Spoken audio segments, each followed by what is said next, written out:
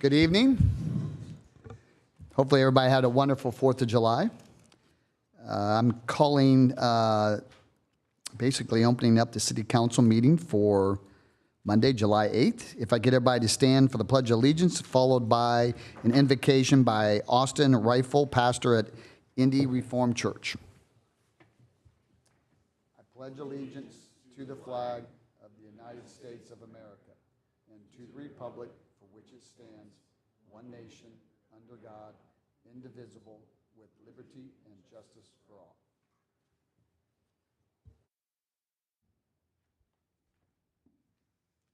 Let's pray. Almighty and everlasting God, you are always more ready to hear than we are to pray, and to give to us more than we desire or deserve. We ask, O Lord, that you would pour down upon us the abundance of your mercy, forgiving us those things of which our conscience is convicted, and giving us those good things for which we're not worthy to ask. You, O God, created all things for your pleasure. You give to all life and breath and every good thing, and we thank you for our creation. We praise you for our preservation and all the blessings of this life. Father, your kingdom alone is everlasting, and your power alone is infinite. We pray, Lord, that you would have mercy upon our land. We pray especially that you would have mercy upon our city of Westfield.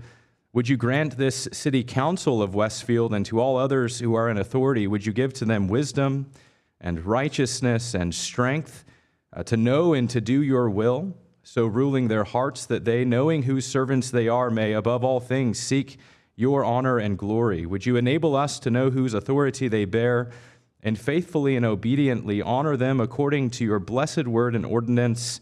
We thank you, O Lord, that you hear us for the sake of Jesus Christ our Lord, who with you and the Holy Spirit lives and reigns forever, one God, world without end. We pray in Jesus' name. Amen. President Tam, would you like to run the meeting, please? Thank you, Mayor. May we please start with the note of quorum call, please? Yes, we may. Kurt Wanninger. Present. John Dart. Here. Joe Depner. Here. Noah Herron. Chad Huff. Here. Victor McCarty. Here. Patrick Tam. Here. We have a quorum. Thank you very much.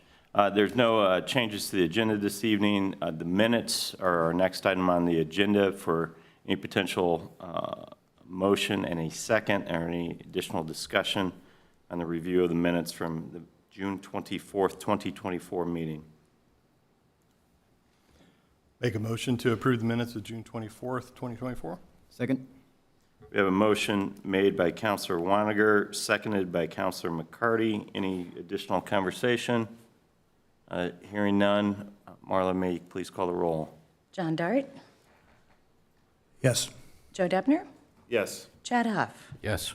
Victor McCarty. Yes. Patrick Tam. Yes. Kurt Wanninger. Yes. Motion carries 6-0. Thank you. Our next order of business is the docket for July 8th, 2024. I'm assuming folks had the opportunity to review that. May we have a motion and a second? Motion to approve. Second. We have a motion made by Councilor McCarty, seconded by Councilor Huff. Any discussion? Seeing none, may the clerk treasurer call the roll. Joe Depner. Yes. Chad Huff. Yes. Victor McCarty. Yes. Patrick Tam. Yes. Kurt Wanninger. Yes. John Dart. Yes. Motion carries 6-0. Thank you. Director Todd, do we have any residents that wish to address the council this evening? Thank you. We do have two special orders of business this evening. The first will be from Mayor Willis with a Duke Energy update. Mayor? All right, thank you. Appreciate it. Just want to kind of get you all updated on what's transpired as it relates to Duke Energy, how we got here, and where we're going from here. So first off, we're seeking permission. You actually have to seek permission to participate in the IURC rate case filed by Duke Energy. So we have submitted our application for that. We have not heard back yet whether they will allow that. We fully anticipate we will. But there's a chance that the IURC could say, no, you can't. Duke's Energy proposal seeks to increase rates, resulting to approximately a 16% increase over a two-phase process. Cities cites infrastructure upgrades and operational costs for the primary drivers around this rate increase. And why I do recognize that we are growing very rapidly, and that requires investments in infrastructure. I will share with you in just a few minutes why that doesn't hold water in my eyes for the increase that they're asking for. Duke Energy just received a rate increase in 2020 of nearly $146 million, and really just a great comparison. We have Citizens Energy Group as well in our city. They have not touched our rate since 2014, so that's a 10-year window. They are also applying for a rate increase, as most of you know, but that's a little bit more palatable when you think they made the last one count 10 years, and Duke historically every 2 to 3 years they're going back to the well asking for more money. Next slide. So Duke Energy Indiana is seeking an overall increase. So that increase will be $491.5 million. In 2023, Duke Energy Indiana had a net income of $497 million. And that's a 263% increase year over year in profits from 2022 to 2023. I can tell you in the business world, when you don't have a monopoly, I've never, ever seen a 263% increase, unless maybe it's a startup company. So I think that's a bit much, quite frankly. In 2023, Duke Energy Corp., their parent company, had a net income of almost $2.9 billion.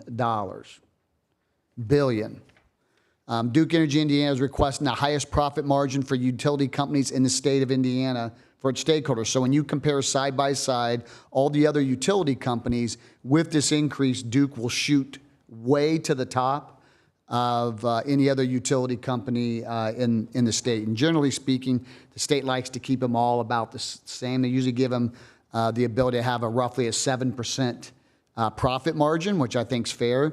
This will shoot them up close to 11% profit margins. For residential customers, average $42 per month. If you live in Bridgewater, Chatham, or any of our other very expensive neighborhoods, it's going to be in the 3-digit numbers for sure. Rates would also increase for commercial customers such as the schools, businesses, and obviously the city of Westfield. Grand Park is a big user of energy, and I know that will be hopefully farmed out to a third party, but at least for now, that is something that we would bear as a government agency, and that's just another tax on the residents. Next slide. So why are we appealing this? Duke Energy Indiana's proposal includes costs that should, quite frankly, be covered by their shareholders, not the ratepayers, not the taxpayers. And this includes costs to clean up decades of reckless dumping of toxic coal ash, lost revenue recovery from time of use, experiment at Edwards Sport, costs for lobbying and trade associations, fees for litigation, costs for private aircraft. Again, when you're a monopoly and you can control things, I think folding these types of expenses into a rate that the taxpayers have to cover is just not a fair thing to ask. Next slide. So we've engaged with an energy attorney at Bose, McKinney, and Evans to represent the city. I did my homework, and we had a list of about 8 to 10 attorneys that we considered. I consulted with somebody in the industry that I trust, and I heard not only from him but others that I talked to that the one we hired is a bulldog, has a reputation of winning these types of engagements, and we feel very comfortable we've got the right person behind us. Currently, she is also representing 11 interveners in the rate case, which include environmental groups, small and large business customers, Citizens Action Coalition, which is a lobbying group, and in the Indiana Office of Utility Consumer Counselor. We are the only city, the only municipality that is trying to intervene in this rate case. So full transparency, we're the only ones going down that road from a city's perspective. And that is one reason why, if you all remember, when we first spoke about what we thought the cost would be, it's actually going to be about a third of that cost. And a lot of that's because she's working with a lot of other organizations. She's already done a lot of the work, and she's going to basically divide those costs up amongst all her clients. And so we're getting kind of a bundled deal by being a part of this. And I think that's it, is it now? Is there one more slide? Okay, so just a quick timeline. July 5th, they had a public comment deadline that has since passed. July 11th, the OUCC testimony will occur. August 8th, there'll be a rebuttal testimony from Duke. August the 29th, the IURC evidentiary hearing starts. October of this year, closing briefs will occur, and then in early 2025, an order will be issued. There is a chance this could, and traditionally when you see these types of litigation, that it's handled through attorneys and never makes it to the final stage. We're prepared to take it all the way to the end if we need to. We'll just have to see what that arbitration might look like. So I'll keep you guys updated as I can, but that's, I believe, all I've got for this time. Any questions from me, or? Yeah, I've got a few comments, Mayor Willis. So they've talked about infrastructure upgrades and operational cost. Is that broken down by Hamilton County, or is it broken down into what they're investing in Westfield itself? I'm sorry, one more time, what was it? They cite the increase needed for infrastructure improvements.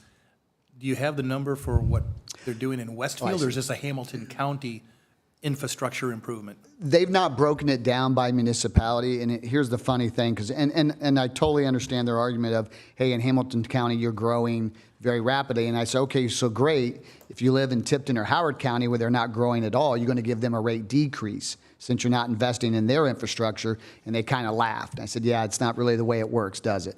I look at it from a totality of what profit margins they're getting statewide and also as a corporation, and we've shared those numbers. They're both pretty obscene numbers. So Yeah, I really like why you're appealing this. You have a list of items that I'm assuming the attorney is going to be using. And a few other things is that when companies need to find dollars, they look internal at driving efficiencies within their own operations and their businesses. And that might be something we also want to put out there, is to say, what are you doing to drive efficiencies within Duke Energy? Also, this is kind of a little touchy thing, but I was looking online, and they have a giving foundation, and they have a corporate charitable giving group. And over a 4-year period, 2013 to 2017, they don't have anything more current than that, they've, in each of these, given over $153 million. And it's great that they can give back, but I kind of look at it as when you have a monopoly, how do you benefit from that? I mean, what I'm saying is, give the dollars back to the taxpayers and spread it around. So if they gave $153 million away in each of these two funds in 2013 through 2017, what is it from 2017 to 2024? It's probably increased. And I think those might be two more line items you can put on that list to say, we appreciate everybody needing to make a profit, but let's spread some of this giving back to the taxpayer. yeah, and I certainly don't want to disparage Duke. They have donated to non-for-profits. They've sponsored city events. I mean, and they've done that not only in Westfield, but throughout Hamilton County. I'm assuming throughout the state. So I certainly appreciate the support they have done over the years. But again, how much is too much in terms of profit? When you're coming off of record profit years, you're showing a 263% increase. This is a really bad time for our residents to be asking for an increase. With inflation the way it is, obviously Citizens Energy is coming to the table. And then next year, obviously, we're bidding out trash. Who knows what happens there? So I just feel like there is a more appropriate time or a more appropriate number that they could be asking for. So. Any other questions from the council, comments? It is good, though, that frankly, we're getting pretty efficient legal representation as well. With the attorney law firm that you picked, Mayor, thank you for that, and also a fantastic choice as well. So our next special order of business is the Grand Park Hunden study, which Director Fairman will give us a presentation this evening.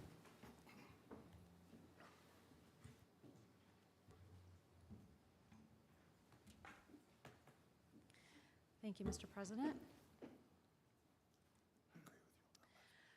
Just to give you a little bit of background on the Hunden study, which was completed here in early 2024 by Hunden Partners out of Chicago. This really goes back to 2007, that the city of Westfield had envisioned creating an exceptional sports complex. This partnership with Hamilton County Tourism has gone back to those early days of Grand Park's inception, and this initial concept of building a 400-acre multi-sports campus really pushed the limits of what we thought we could accomplish here in Hamilton County. There's been a lot of support by Hamilton County, previous administration, of course, and then even with Indy Sports Corp and other partners throughout the state. In 2010, there was an update to our comprehensive plan, the 2010 addendum, which identified that the area surrounding Grand Park would be the sports tourism capital. This really envisioned an opportunity for economic development supporting the infrastructure around Grand Park with great places for people to dine, for people to experience family entertainment, hotels, tourism, other improvements. However, there's been very little done surrounding Grand Park since that time, and so in 2023, Hamilton County Tourism initiated another study with Hunden Partners to study what has been happening around Grand Park, and then how we can really create a great environment surrounding it and help build our economy and build our community. Some key information that I thought was really outstanding to me as I started to look over the study is that in 2023, there were 5.5 million individual visits to Grand Park. This is not the number of visitors, this is individual number of visits.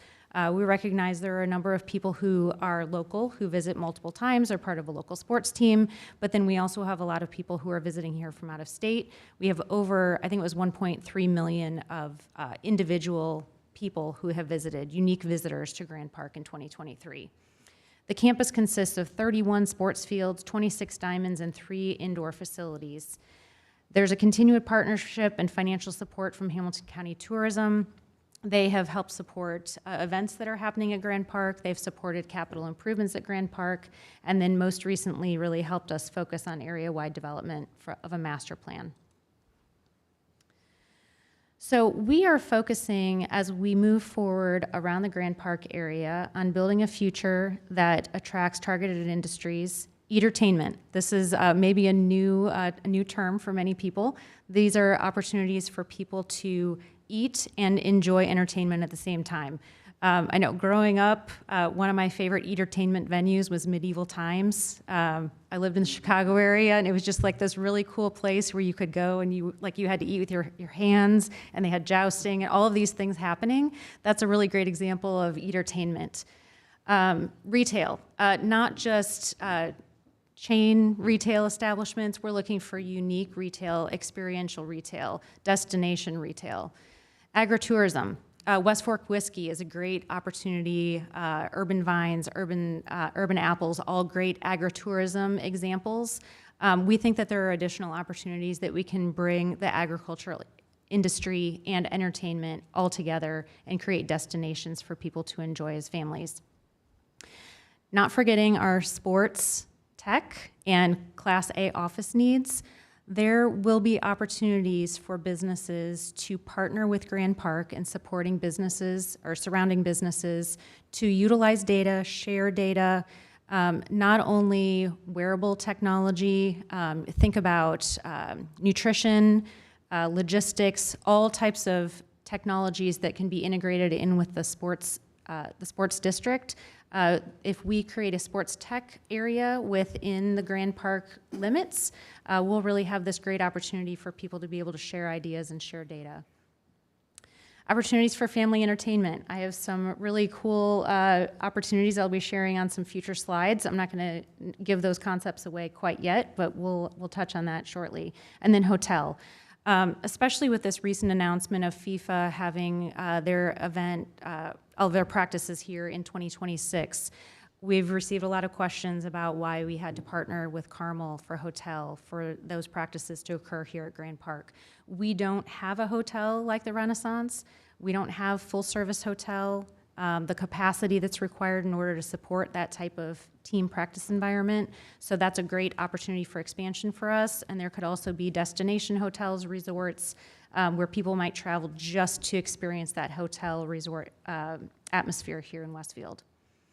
We're looking for creating vibrant mixed-use districts that support hospitality and community engagement. If any of you attended the swim trials over the last month and had the opportunity to be on Georgia Street and see what was happening surrounding Lucas Oil and the convention center, that vibrant street environment where you could have a celebration and people would gather and they would celebrate this really amazing event that was happening in their community, we can have that also in Grand Park. We can also gain recognition as the top youth sports destination in the U.S. We already are the top youth sports destination in the U.S., but not many people know it. We can also become a desirable destination for brands seeking high exposure. Think about the high-end brands that kids are purchasing in shoes. They're looking for top performance running shoes. They're looking for the best, the best sporting equipment. They're looking for high-tech gear. And if we have those really great experiential retail establishments for them within the sports industry, it can really be a draw as well. So a little bit of information about Grand Park specifically. This is Indiana's biggest tourism asset with, again, 5.5 million visits per year. You can see on this chart over to the right, this is a list of the most visited stadiums, arenas, convention centers, and sports complexes in the U.S. Coming in at number 16 is Grand Park Sports Campus, which comes in just behind United Center in Chicago. That was a surprise for me. It also comes in ahead of number 20, which is the ESPN Wild World of Sports. Anyone who has a child who is part of cheerleading or volleyball or any other number of sports that compete down in Orlando, we know how often people are traveling down into that area to participate in these sports tournaments. We have more tourism at Grand Park than they do at ESPN. Grand Park was ranked as the most visited youth sports destination in the United States. ESPN Wild World of Sports had only 4.9 million visits. Also of note is the number of people who are visiting from beyond 100 miles. So we have, with an estimated visitation over a 5-year period, this is 2017 through 2023, about 37.5 million visits over that period of time. 47% of visits came from beyond 100 miles. This is a map showing where we're pulling people from. You can see we have visits all the way from the East Coast, a large group from Kansas City. We have Minneapolis, St. Louis, Chicago. They're really great opportunities for us to capitalize on that tourism from those people who are traveling from further away. So Hunden studied all of this information and did some market research on our opportunities for entertainment and hospitality growth surrounding Grand Park, and they identified some priority sites. You can see here in teal, these are locations that they have identified as great destination entertainment attraction sites. This is just north of 191st Street. There's a small portion of the site that is within what I would call Grand Park proper limits, north of 186th Street, west of Grand Park Boulevard, which is currently undeveloped, and then an area over here south of 186th Street and east of Spring Mill Road. There are also opportunities for a lot of apartment, multifamily buildings. We would envision these being mixed-use multifamily with retail, office, other commercial uses integrated into those districts.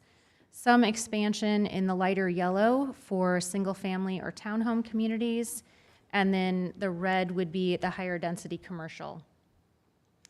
What you see in the grayish taupe color is existing developments that are already entitled.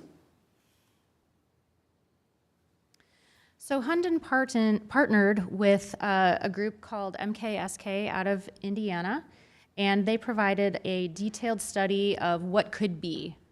This is a specific set of parcels located south of 186th Street and centered by Grand Park Boulevard, showing what a mixed-use development could look like if we're developing in a more integrated, community-focused way. Over to the right of the image, you can see a glimpse of what is an existing lake. It's 14 acres. That is already there. We have a number of buildings that are already surrounding it on the north and east and southern portions, including the Wyndham Hotel, a number of garden-style apartment buildings. And then over to the west of the image, you can see a new pond and the two of them tied together with a channel. The idea with this would be to create a very impactful waterfront property where people could use paddle boards, kayaks. They would be able to rent them on one side and they could paddle through that canal over to the other side and have this opportunity for recreation on the lake.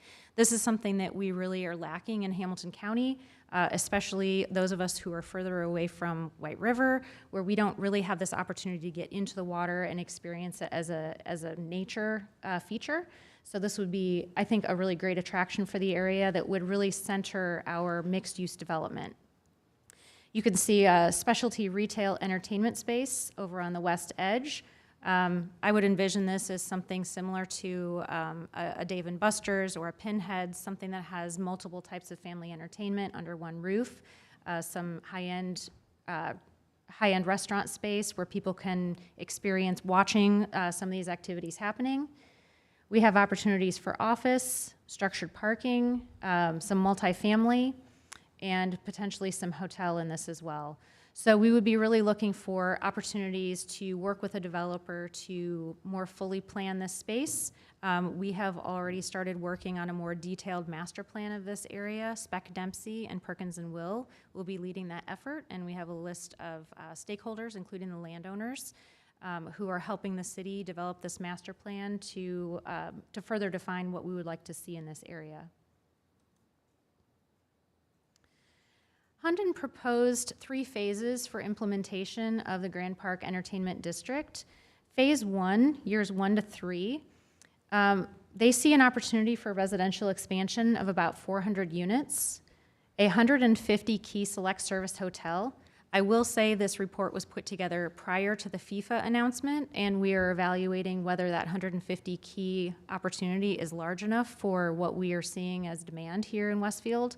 This number could increase. We might move our phase 2 work into phase 1 in the hotel column. Unique retail concepts, 100,000 square feet. I would love to see a Nike town. I mean, it would just be amazing to see a venue like that adjacent to Grand Park, working with Hunden and others to help identify some other key attractions that would bring that experiential retail to us. Traditional retail and restaurant, 16 to 17 tenants. Corporate flex and R&D, again, looking at really a sports tech innovation center. We have an opportunity for expanding parks, trails, and nature assets.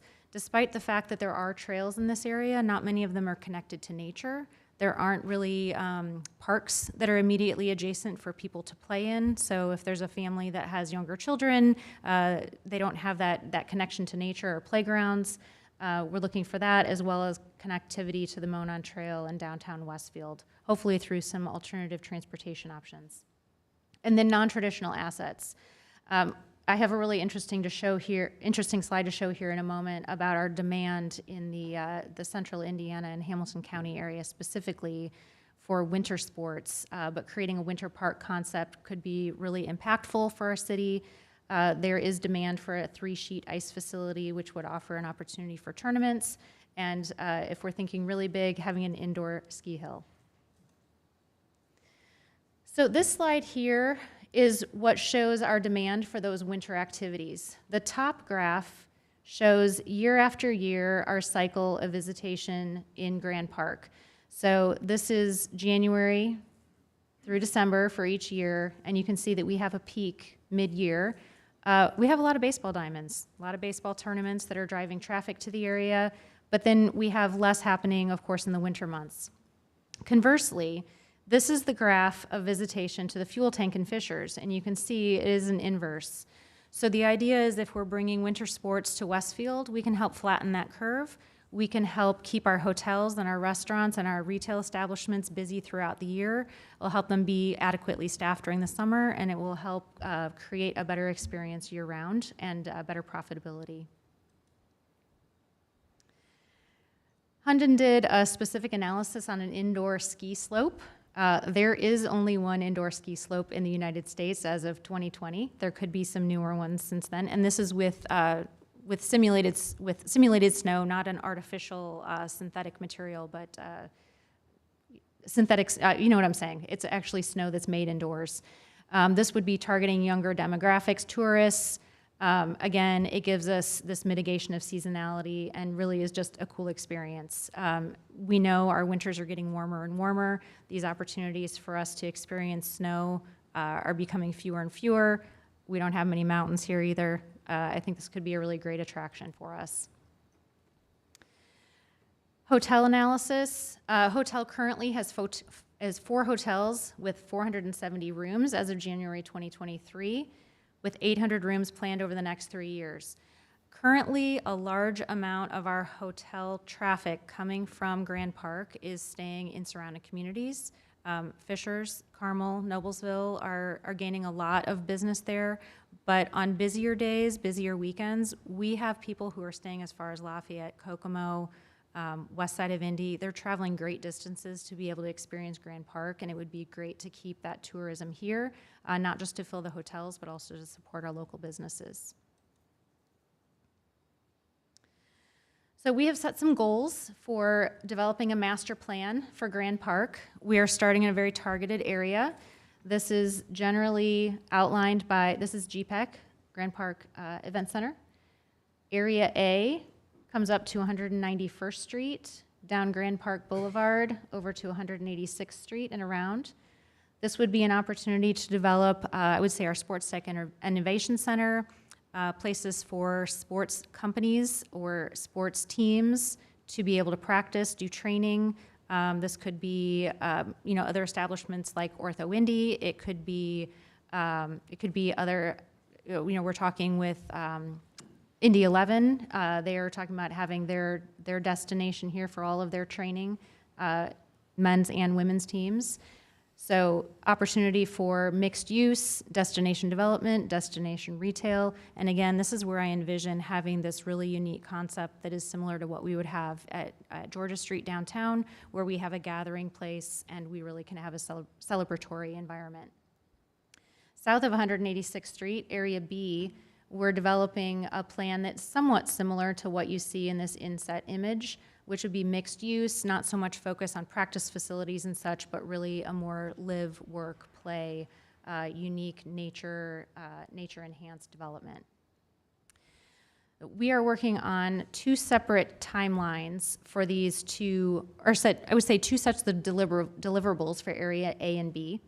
Area A will be included in what we're calling just an area master plan. This will be a concept level illustrative plan that generally outlines what we're trying to accomplish on the Grand Park property. This would give us flexibility as we have opportunities to bring, let's say, if we had a headquarters that wanted to be located here and they needed to have a large practice facility, we would have flexibility to modify the sites of the parcels in order to accommodate them as we move forward in that future development plan. South of 186th Street, we're going to take this not just to an illustrative level, but we will really get to the point where we could create a PUD from the plan. We'll have our right-of-way lines, we'll have easements determined, we'll have specific parcels broken down, we'll know where parking garages are going to go, office buildings, hotel. This will be designed to the point that we would be able to entitle this as a PUD and developers would be able to take individual parcels and build from it. Our timeline for this, starting in July, we're already working on workshop sessions led by Spec Dempsey, Perkins and Will. We have a 3.5-day session scheduled with them at the end of the month where we'll be brainstorming ideas, really talking about what we're trying to accomplish in these districts. We'll come back mid-fall, do a touch base with them over a couple of days, provide feedback, test some different options with the developers, and then they will start drafting that final master plan for us in November. Our goal is by the end of December to have a version to review internally and to be able to introduce that and adopt it in January of 2025. These are some character images of what we have envisioned for the sports tech district. Again, you can see large gathering spaces, really great destinations that encourage people to spend time with one another. Fountains are always a great draw, pergolas, trees, places for people to sit, have shade, all great opportunities for people to engage in the community. I am happy to take any questions you might have. Thank you, Janelle. Any questions from council this evening?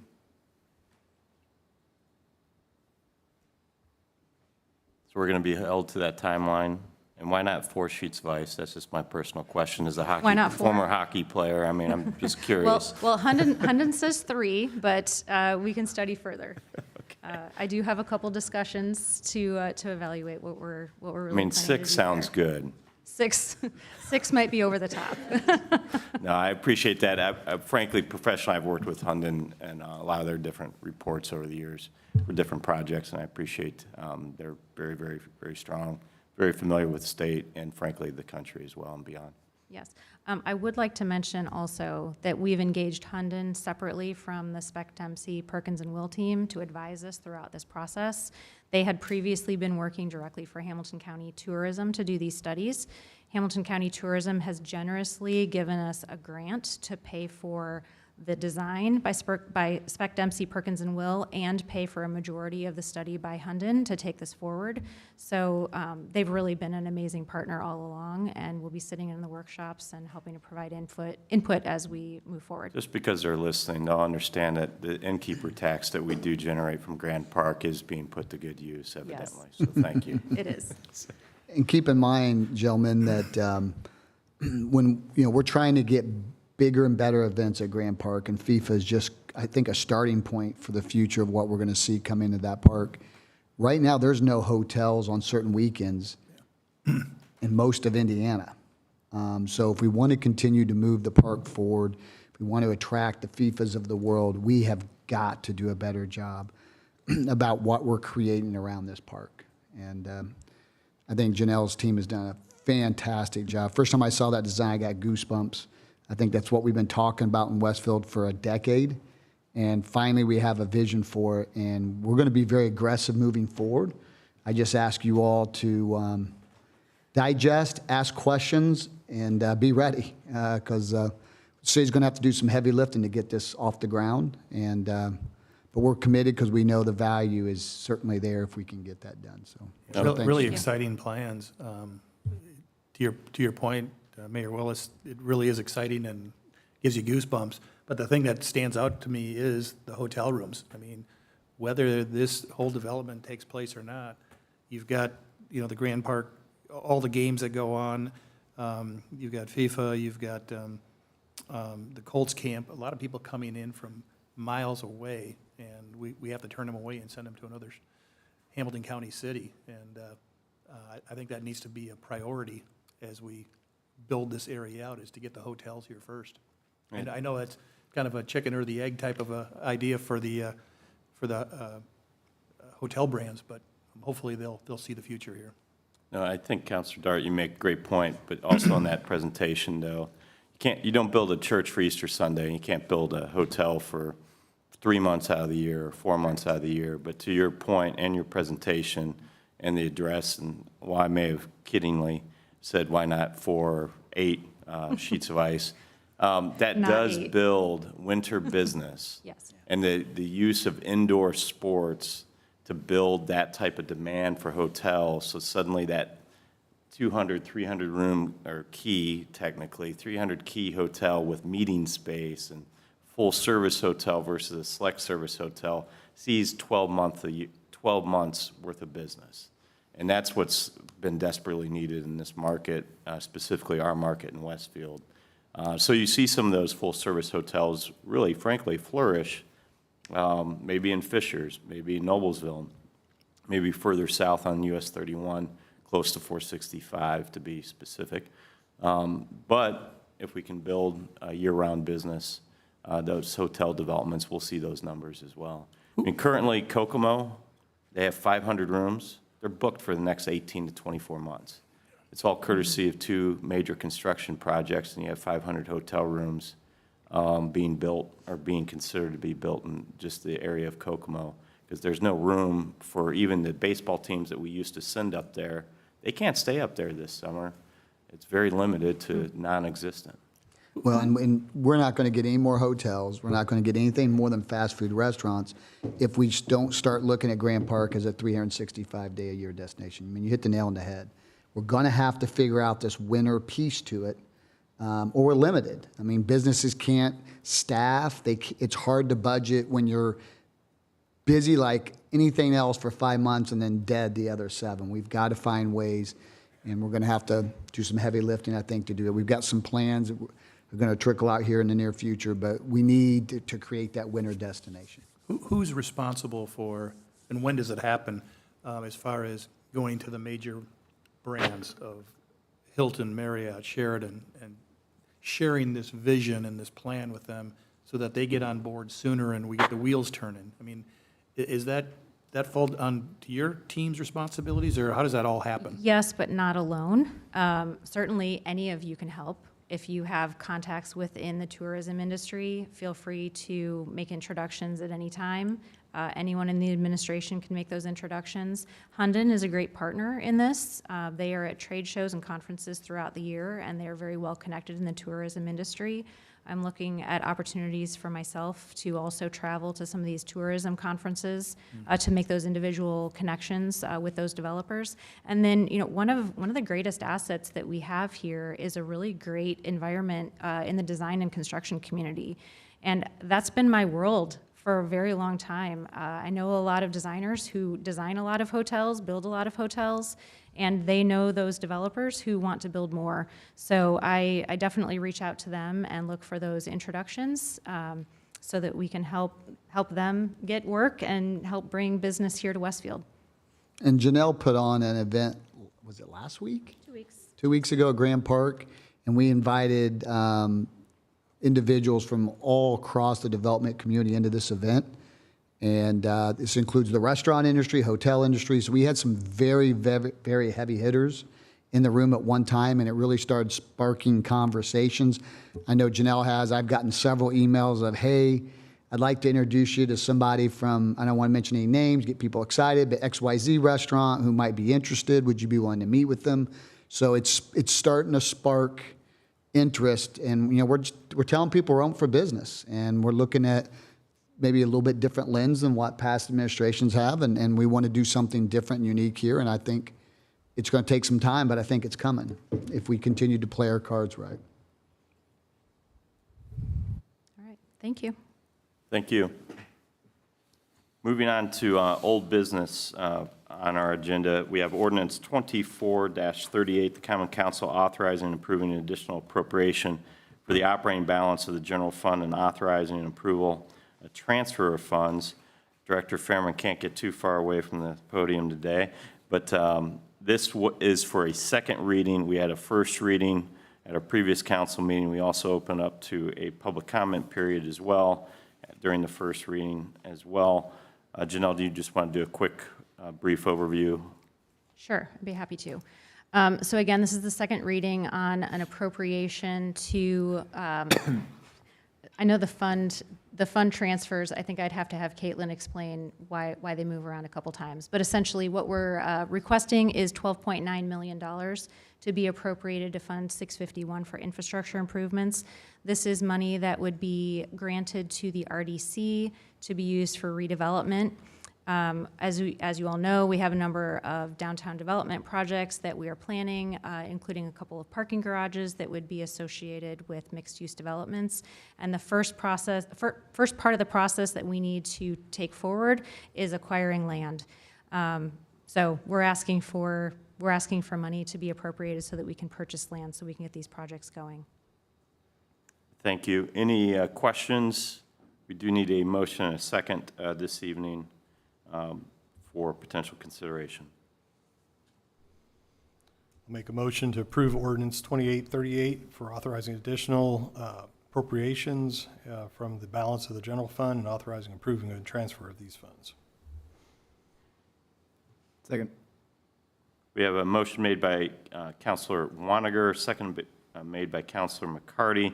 Any additional discussion this evening? Seeing none, may we please call the roll? Chad Huff, Yes. Victor McCarty, Yes. Patrick Tam, Yes. Kurt Wanninger, Yes. John Dart, Yes. Joe Deppner. Yes. Motion carries 6-0. Thank you. Moving on to new business, this is a resolution this evening. 24-126, which is Common Council of the City of Westfield establishing an audit committee, approving a request for the State Board of Accounts to authorize the city to opt out of State Board of Accounts examinations and potentially engage a certified public accountant to conduct examinations. This is rectifying it, just simply a timing issue when documents and some understanding, misunderstanding, if you will. So, This is 100% my fault. I was not at the meeting. And well, I wasn't going to throw you under I'll the throw bus, myself but- under the bus, because if anybody's paying attention, like Joe Plankus or Ron Moore, they're like, didn't you guys just approve this? Yes, we did. The mayor signed it late. It expired. We got to do it again, so my apologies. So, well, I was going to take one for you, but whatever, Mayor. Yes, it was your frickin' fault. So any questions on this? I know Ms. Glazer's here to answer those, but any questions this evening? Estimated cost for a CPA on an annual basis? I mean, that's really, today there's very little cost, isn't there? I mean, relatively low cost by using the State Board of Accounting Office. So what would be the difference?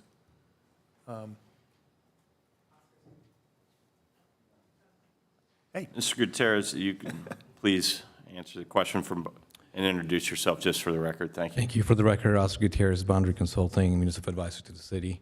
To answer your question, Counselor, that's what this is going to ultimately do. We're going to send out proposals to no less than 3 professional accounting firms. We'll send it to more than that. We want to cast a wide net. But the state currently outsources a lot of their current GAAP audits because you got to differentiate the type of audits that are being conducted. For example, the city just finished very successfully, thank you, Clerk Treasurer, 3 years of audits on a cash basis, which is dramatically different than doing a GAAP audit. The State Board of Accounts outsources a lot of those GAAP audits already. They do have a team that can conduct them internally, but they do outsource them. And there is a state contract that dictates how much those firms get paid. So we will have that as a data point on if the state would have outsourced it, how much it would have been. We can ask the state board to provide their pricing. It's different for GAAP than it is for cash basis. I think cash basis is something ridiculously low, and Clerk Treasurer, please help me, it's like $100 or something. It was like 3 1/4 per day, but since Yeah, they it's- had so many people here. Yeah, it's a fairly Yeah. different amount. So we can get that amount, and then when you receive the professional audit or proposals from auditors, that committee will be able to determine whether there's value in outsourcing it or just staying with the State Board of Accounts. So this doesn't lock us into anything. It's simply saying, what are the benefits and what's the cost? So I can't tell you how much it's going to be because it's the first year conducting, will be our second year conducting a GAAP audit. And if we switch audit firms, it'll be their first year, which there'll be some efficiencies in the future. They did state board said that their regular price is $900 per day, and the average time is 200 days. They had explained that a contracted audit can be more, but they couldn't really say how much more because they don't do that. yeah, I'm just trying to understand. Yeah, I'm not holding anybody to it. I'm just trying to understand from a budgeting standpoint, as the city is now currently going through the budgeting process.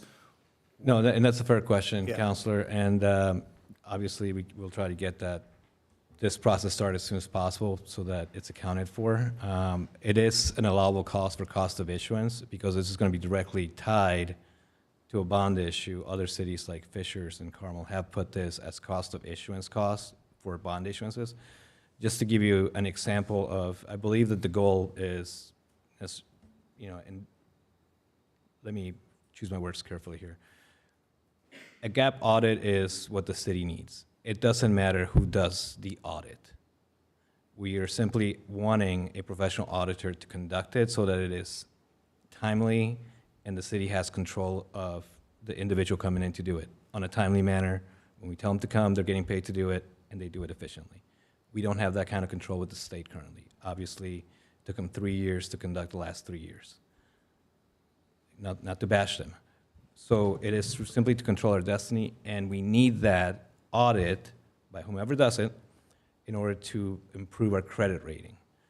Just to give you the impact of this credit, the county, who is a AAA, priced on the same day, or actually a day before, Hamilton Southeastern, and Hamilton Southeastern is a AA plus with a AAA backing of the state.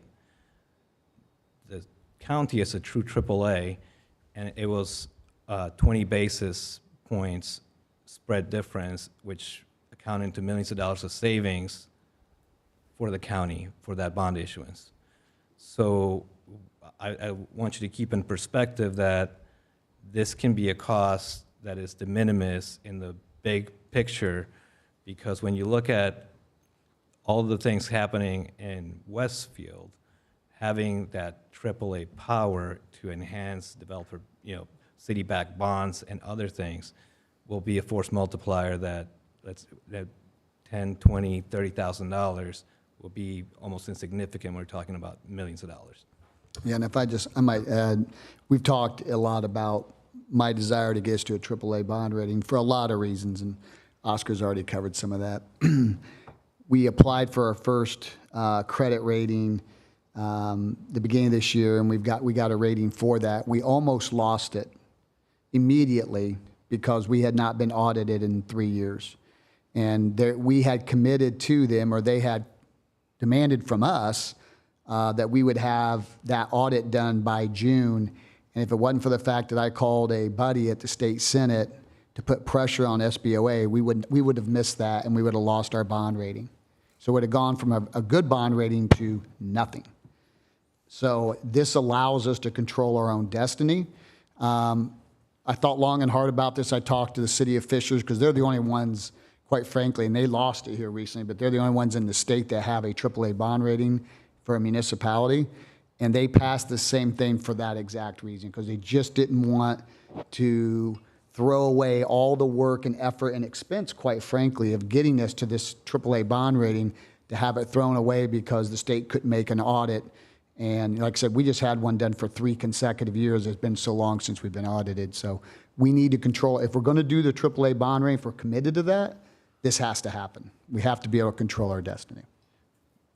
But to be clear, it doesn't have to be a private auditor. It could be the stable accounts that conducts it. So as long as it gets done, this simply guarantees that it gets done on time when we ask them to. Thank you. Any other questions this evening? Hearing none, do we have a motion and a second on this resolution this evening? Motion to approve Resolution 24-126. Second. We have a motion made by Councilor McCarty, seconded by Councilor Huff. Any further conversation? Seeing none, may we please call the roll? Victor McCarty? Yes. Patrick Tam? Yes. Kurt Wanninger? Yes. John Dart? Yes. Joe Debner? Yes. Chad Huff? Yes. Motion carries 6-0. The next item on our agenda is Resolution 24-127, which is the Common Council of the City of Westfield adopting the Zone Improvement Plan as part of the Westfield, Washington Township Comprehensive Plan. Director Nail this evening will make a presentation, and this is actually quite unique in the nature. The mayor doesn't even have to sign this. Correct. Just a point of interest, that's all. Yeah, for the record, John Nail, Director of Public Works, City of Westfield.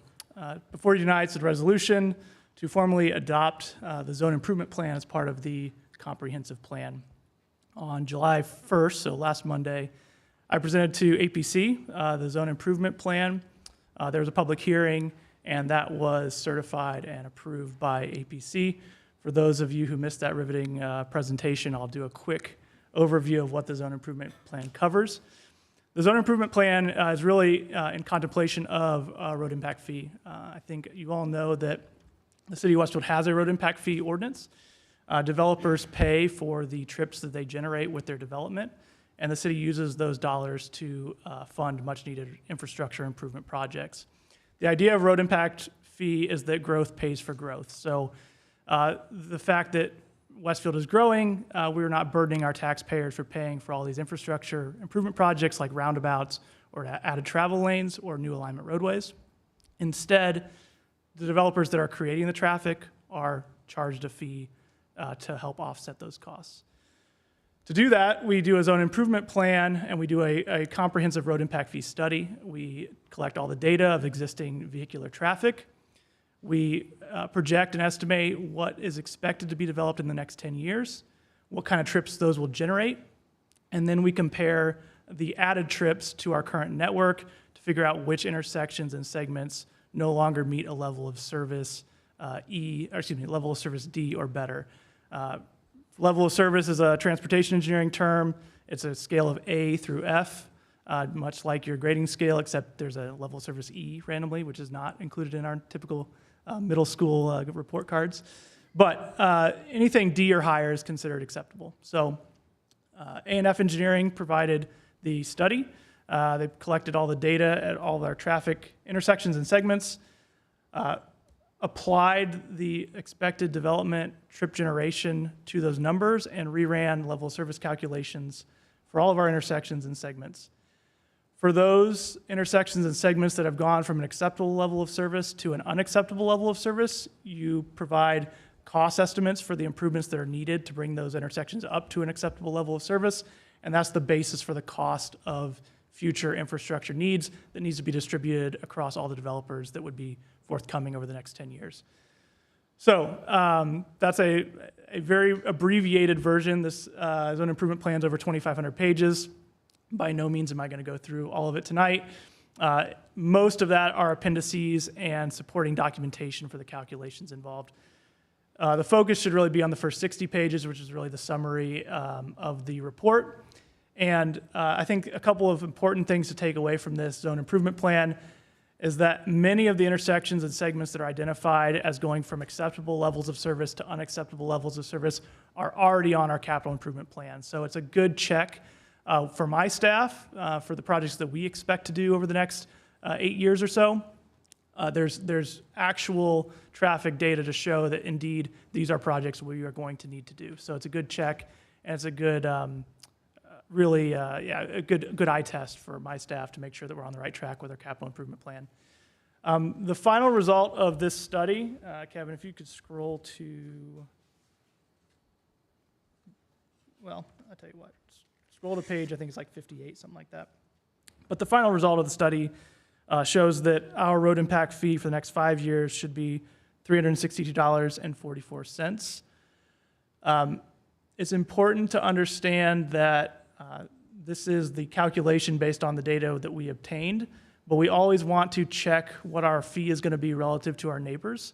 Road impact fees play a factor in developers choosing to come to Westfield or not coming to Westfield. We want to make sure that our fee is in line or competitive at least with our neighbors. And this rate would be below both Noblesville and Fishers for the next 5 years. Carmel does not have a road impact fee in place. So it's a good check. Again, this is a fee that we need to have to keep up with the growth, but it also is slightly below our neighbors, which is a good competitive advantage for Westfield moving forward. So with that, I'd be happy to answer any questions that you may have. Again, that was a brief overview. The point tonight is to hopefully approve this resolution, and then I will be presenting to APC Monday night, the 15th, for the road impact fee ordinance, where there will be a public hearing for that, and then I'll be back in front of you July 22nd for hopefully approval of our road impact fee ordinance.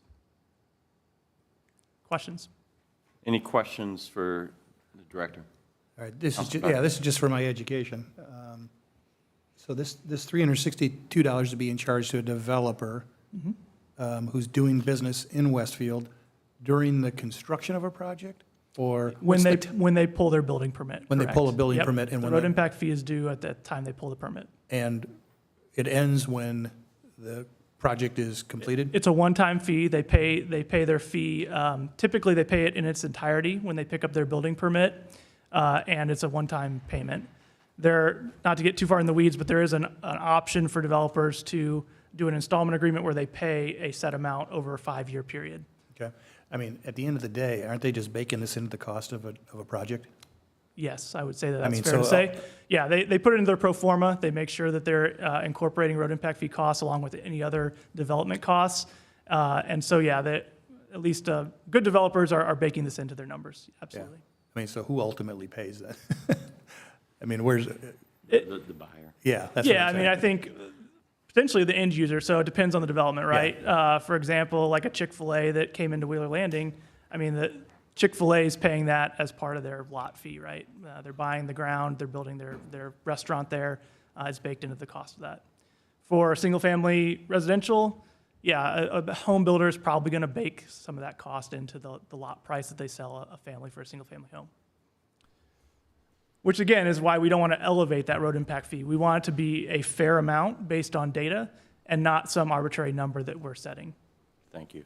Without going into the IT trip generation manual, explain trips real quick, like a residential house compared to a church to a restaurant, those types of things. Yeah, it's based on a 24-hour weekday period. To give you an idea, the average single-family house generates 9.8 trips. And a trip is defined as any time you're getting into your car. So if you're leaving your house to go to the grocery store, there's a trip to the grocery store and there's a trip back from the grocery store. So it's 2 trips, to give you that perspective. Gas stations, grocery stores, much larger trip generators, obviously, than a single-family home. So you're going to see hundreds and hundreds of 24-hour trips for a gas station relative to lower intensity uses. I did not read through the full 2,529 pages. I did make it through the 55, and well put together. AF and Engineering has been doing this a long time, so I appreciate the thoroughness of the documents and the information that was provided. And it's a great tool, as you mentioned, on how to improve our roads in our community as growth occurs. So thanks. Hearing no other discussion this evening, we need a motion and a second to pass this resolution this evening. Do we have a motion? Motion to approve Resolution 24-127. Second. Thank you. So we have a motion made by Councilor McCarty, seconded by Councilor Waniger. Seeing no other discussion this evening, may we call the roll? Yes, I may. Patrick Tam. Yes. Kurt Wanninger. Yes. John Dart. Yes. Joe Deppner. Yes. Chad Huff. Yes. Victor McCarty. Yes. Motion carries 6-0. Thank you. I'll see you in 2 We'll weeks. see you in a few. The next item of business is Resolution 24-128, which is the Common Council of the City of Westfield authorizing a grant of funds from the Infrastructure Improvement Fund to the Redevelopment District Capital Fund. Director Fairman's here for a quick explanation. This is really contingent upon the obvious passage that we just did. State Board of Accounts, perfunctory, will approve that, but go ahead. Thank you, Mr. President. To be clear, this is not an additional $12.9 million. This is the same $12.9 million that was just voted to be appropriated to the Infrastructure Fund. And this would be a grant of that same money to the Redevelopment Commission so that the Redevelopment Commission has that money within their redevelopment capital fund so that it can be used to develop projects. I'm happy to answer any questions that you would have. Any questions for Director Fairman this evening? Seeing none, may we have a motion and a second? Oh, really Go quickly, ahead. sorry. We had some back and forth between the clerk treasurer's office, myself, Janelle, some others, about just saying something because the appropriation was just approved, so the DLGF will have to approve it. I see no reason that that will not happen, but because technically the grant would need to be facilitated upon that approval, to just make it a motion, something like, we approve the resolution with the grant to be facilitated upon DLGF approval of. So you want the motion to be stated that way? Yes, that's Gotcha. what I would suggest. Okay, so the motion should read as the following, just so for Yeah, I'm us sorry. I should have tough said that. learners here this evening. Yeah, something like, approve the motion, or approve the resolution with the grant to be facilitated upon DLGF approval of ordinance 2438.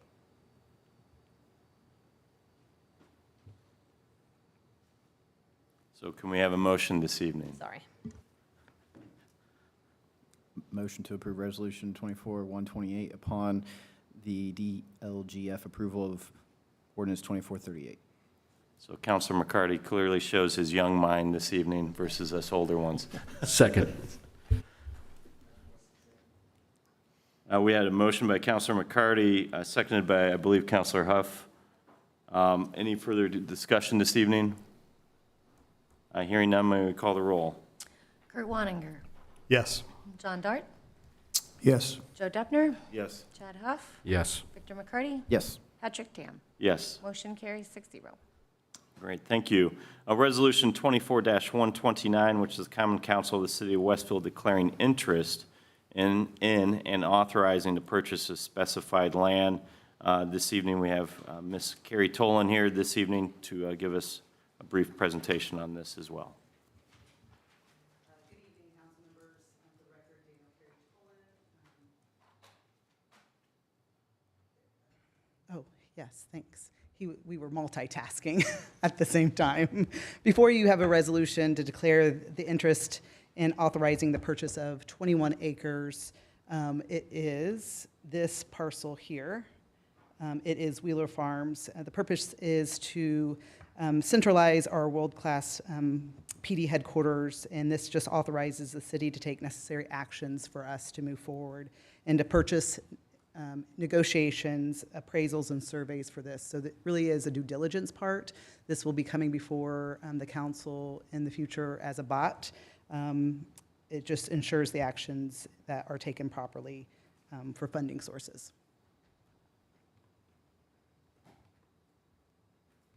Any questions, comments, discussion this evening?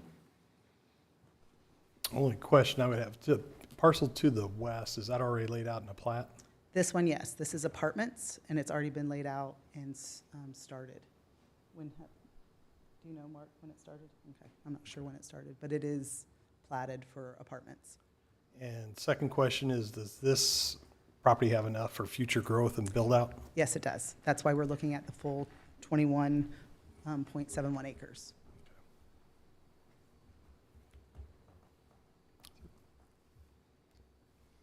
Any other questions, comments? This is a resolution this evening. As our deputy mayor just clearly stated, it starts the process. It would be coming back to us as well. But this resolution does need to be potentially approved this evening through a motion and a second as well. Do we have a motion? Motion to approve Resolution 24-129. Second. We have a motion made by Counselor Huff, seconded by Counselor Wanninger. Any further conversation this evening? Seeing none, may we please call the roll? John Dart, Yes. Joe Deppner, Yes. Chad Huff, Yes. Victor McCarty, Yes. Patrick Tam, Yes. Kurt Wanninger. Motion carries 6-0. Thank you. This evening, concludes our normal course of business, but then our city council comments. Councilor McCarty, do you have an APC update you'd like to share? I do, yeah. So as of aforementionedly mentioned, we met last Monday, and being down a member, we now have Stephanie Carlson, our lone female, to the APC as a mayor appointee. She filled the vacant spot left by long-term member Andre Maui. On our consent agenda, we just had the expansion for Trinity Baptist Church. On new business, we had the zone improvement plan that we also approved this evening, and ordinance 2437, which is the courtyards of Celio Ranch. There on 161st across from Viking Meadows. It'll be back at our workshop next month, and that is all. And then I just wanted to give a shout out to our Westfield Welcome and Grand Park teams for Rocks of Fourth last week. I was volunteering and I didn't get home until after 1, but I know they didn't get home until merely after 3. So it's a very long day in their sacrifice for supporting our community.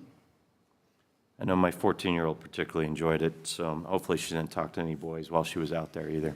So I saw stuff happening, I don't know. Don't raise my blood pressure. The one thing I would like to remind folks this evening, we do have an executive session, so that just is my polite way of saying, please clear the room. But first, any other comments from the council this evening? Seeing none, Mayor?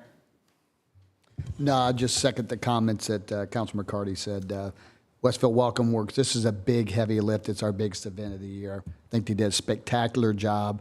Yes, the mayor ordered up the wrong weather for that event. I got rid of the hot weather and created problems with smoke, but overall, it was an outstanding event, and we really appreciate their hard work. Yes, we clearly do. Can we have a motion to adjourn, please? Motion to adjourn. Second.